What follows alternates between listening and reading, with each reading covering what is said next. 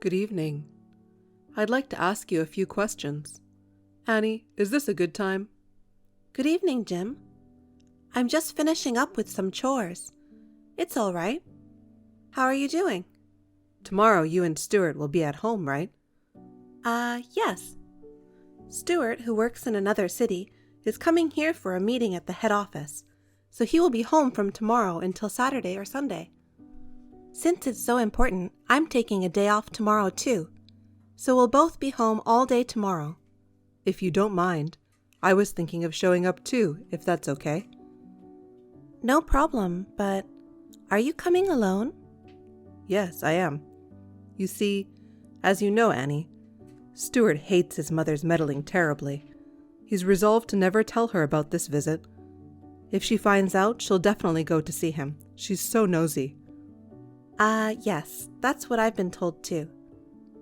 So that's why I'm bringing it up. I'm going to go out in the morning and say, I'm going to see a local friend of mine who's in the area.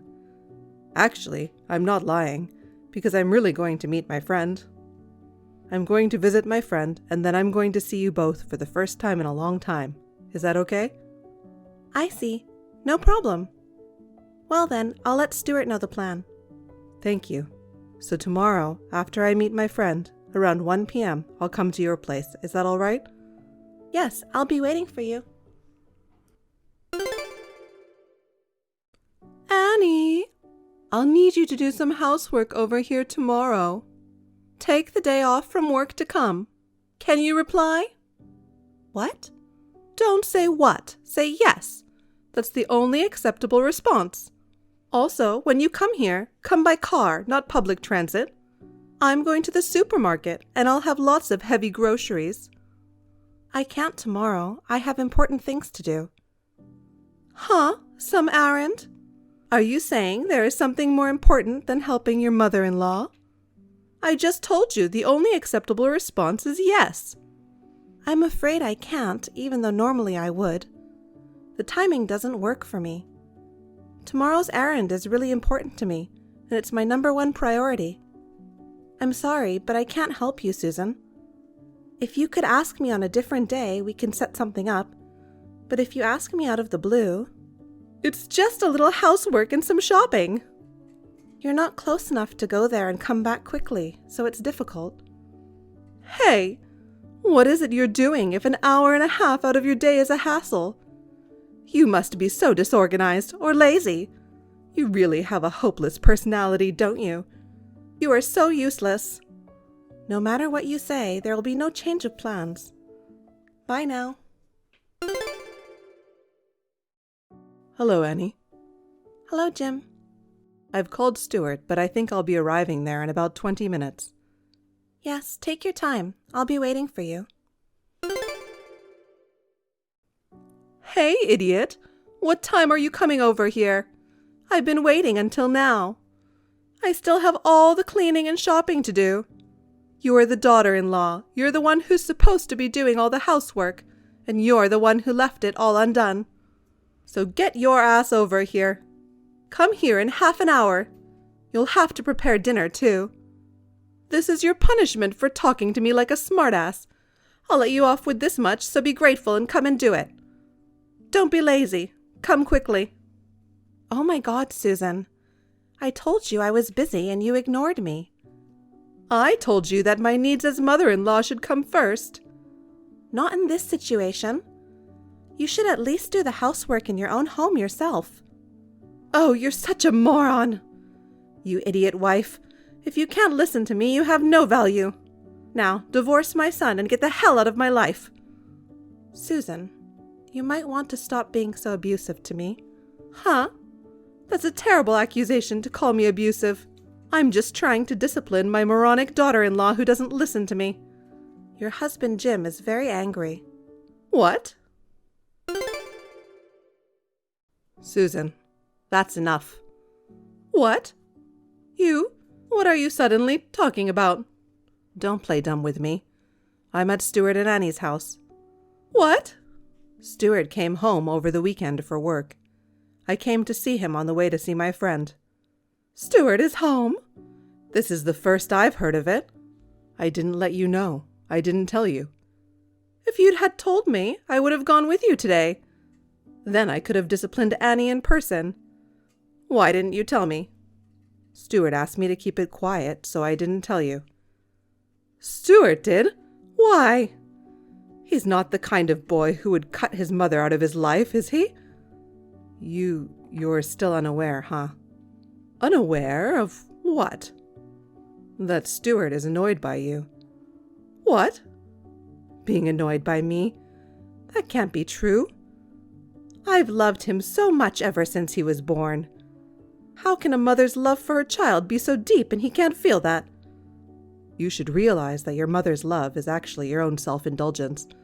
Stuart is fed up with all your interfering, even after he's grown up. How can you say that? You're the one who should have done something as Stuart's father. What about you? I don't know how much I can call it fatherly, but I'm proud to say that I'm what Stuart needs as a parent when the time comes. Huh? What are you talking about? What makes you think he feels that way? Let me give you 2 examples.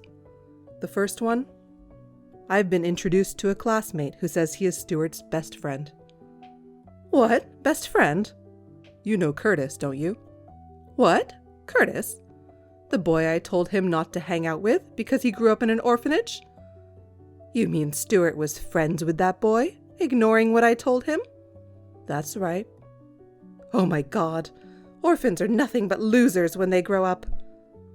Curtis is now the president of a company with an annual sales of $1.5 billion.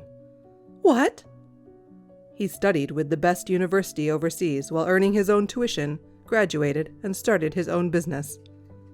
When I met Curtis, Stuart said, he's going to be a big shot someday. Unlike you, he had a good eye for people. That parentless man is the president of a company with an annual sales of $1.5 billion? You're kidding, right? How is that possible? Let's go to the second one. Annie, who became Stuart's wife. Stuart introduced her as the girl he's thinking of marrying 2 years before he came to tell us he was marrying her. What? I didn't know anything about that. He said he wouldn't introduce her to us until the last minute because he knew his mother would object for no reason if she knew. So then, that's why he rejected my idea for who he should propose to. Because he was already dating Annie. Who in the world was this matchmaking with? You know her. It was Amelia. Huh? You mean that Amelia? Yes. She and I worked at the same part-time job and we got to know each other very well. She's charming, beautiful, and the daughter of a CEO. She's a much better match for Stuart than Annie, who's from a mere working-class family. And Annie is an idiot wife who can't even listen to me. If this was going to happen, I should have forced him to marry Amelia back then. That Amelia, though. She's a single mother now with 3 children whose fathers are unknown. Huh? She's divorced and her parents have disowned her. Huh? She's that kind of woman. She's the daughter of a CEO. Everyone in her hometown knows about it. Your prejudice, which only looks at the surface, is so obvious. No, but I didn't mean it that way. Once again, I'm glad Stuart has a good eye for people. If he had followed your advice to choose someone, he might have had to go through an unnecessary life of hardship. I'm also glad he didn't inherit an insane personality like yours. I'm glad he grew up to be a decent human being, even with you as his role model. I don't mean to be. I'm getting off track here. I didn't realize you were also so verbally abusive. I was just trying to keep her in line. I think that idiot wife and other such abusive words are unacceptable. Stuart is nodding his head in agreement. Even Stuart? It's terrible. You're all excluding me, treating me like some villain. Don't you feel sorry for me? I'm leaving now. Let's talk about our future. Our future? 10 years ago, I gave up and accepted your personality. But this time, there are too many things I can't overlook. I'm not going to change my mind about this. What? Annie, where the hell did you go? Answer me. Yes, what is it? You, where on earth have you run off to? I came to check the house, but it's deserted. Oh, you're home after all. You were right to take your husband's advice and move out first. Huh? My husband's advice? Well, I suppose he's not your husband anymore. The divorce papers were officially accepted, weren't they? Shut up! It's his fault for not understanding my feelings for my child. But I'm sure Stuart will understand. Even though Jim told you so much, you still don't understand. What? Annie, you only spent 3 or 4 years with Stuart. You can't understand the depth of the bond between a mother and her son who spent almost 30 years together. Stuart is being deceived by you people. He would never cut me out of his life. Stuart decided we should move out to get away from you. What? To be precise, he decided to take me with him to the city he works in. He took you to live in the city? I decided to go with him because I can work remotely. Well, then, I'll come with you. There's no point in coming. We've already changed the address over here. What? Why didn't you inform me? I'm afraid you might barge in on us, so we've moved. You're trying to separate Stuart and me. No, I'm just following what Stuart decided. I don't believe you. Give me back my little Stuart. Uh-huh. If that's how it is, that's fine with me. As long as you can't understand Stuart's feelings, you might as well think you'll never see him again. Huh? I have nothing more to say. Bye now. Hey, Annie! What did you mean by that?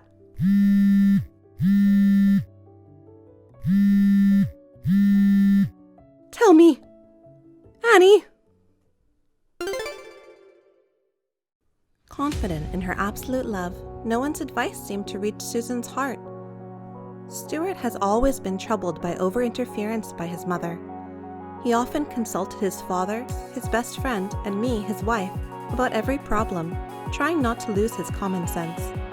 On the day his parents' divorce was finalized, he said, "It's finally over."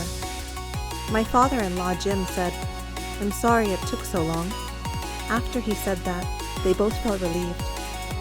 I also felt relieved thinking about everything they had lived through. So, my mother-in-law was cut off from both her husband and her son. But then she fell in love with a young man who looked like her son. She spent all the money she had on him, and before she knew it, she was deep in debt. I'm afraid of what happens to people who can't stop themselves, but I have no intention of helping her at all.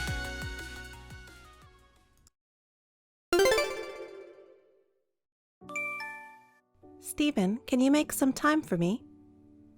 I have a question I want to ask you. Can I call you? Oh, now? Right now, if possible.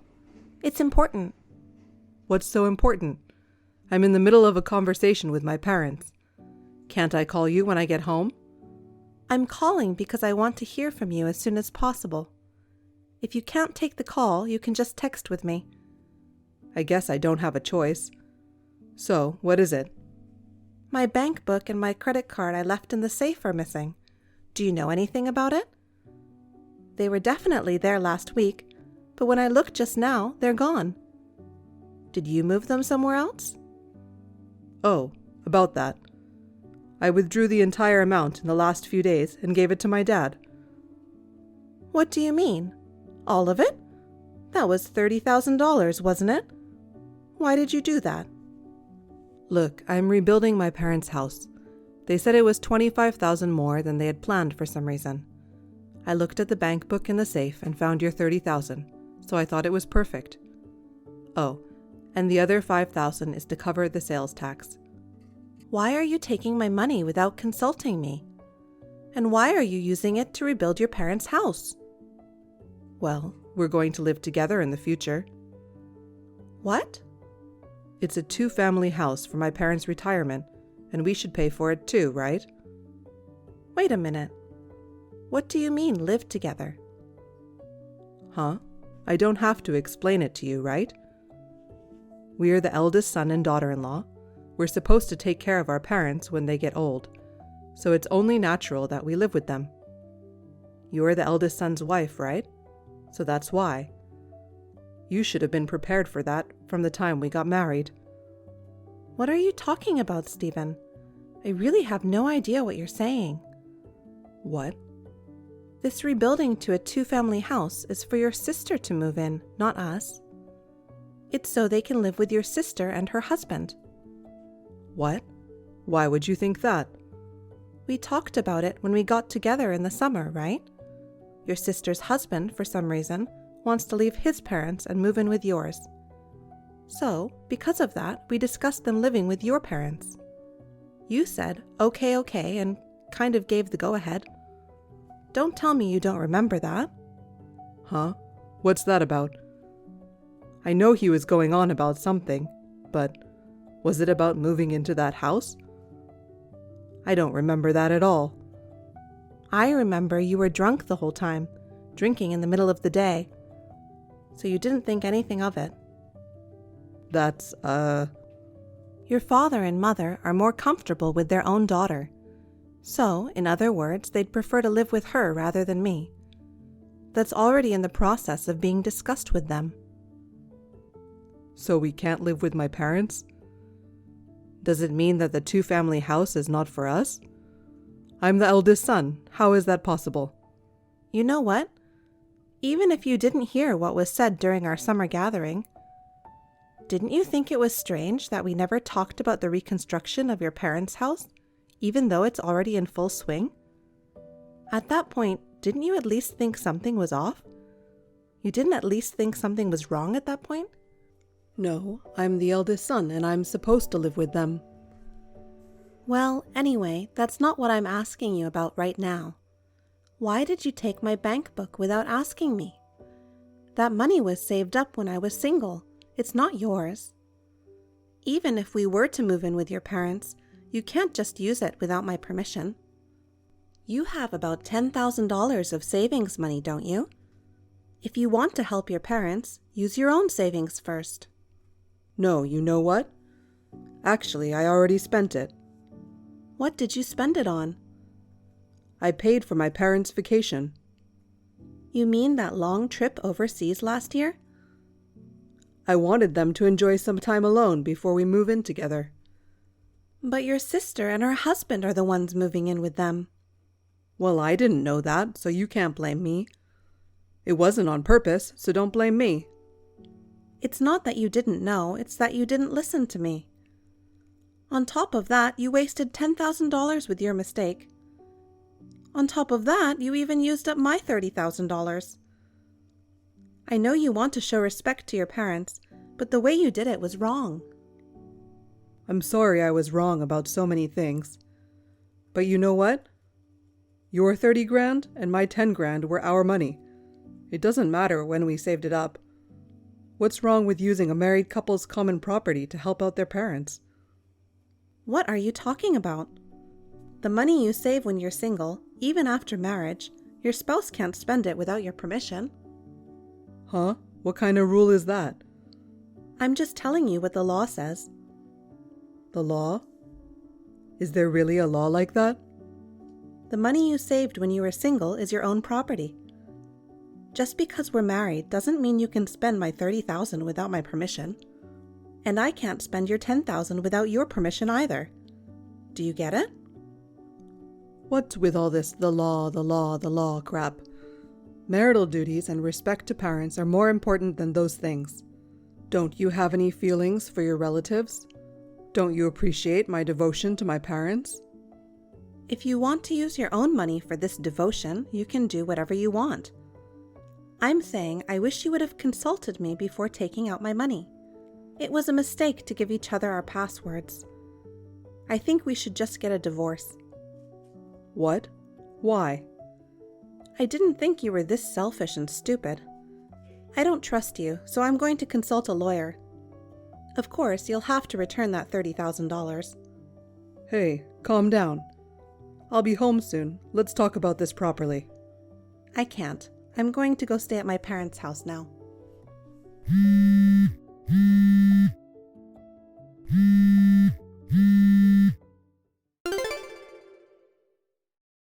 That night, my in-laws came to my parents' house. They said that my husband had told them that my $30,000 was money that he had saved by himself. My in-laws, who were suspicious of my husband's flustered behavior on the phone, questioned him and found out what had happened. In a panic, they came to apologize with the bank book, credit card, and $30,000 in cash that had already been withdrawn. My husband, who was the main perpetrator in this situation, did not come to apologize directly. Instead, he took the stance that, "Your money's been returned, so get over it." So I quickly divorced him with the help of a lawyer. However, after that, I continued to receive messages from him asking me to get back together with him, so I blocked him. I also changed my phone number and email address, moved out of my parents' house, and started working. Thank you for watching. Please rate the video and subscribe to our channel. See you in the next video.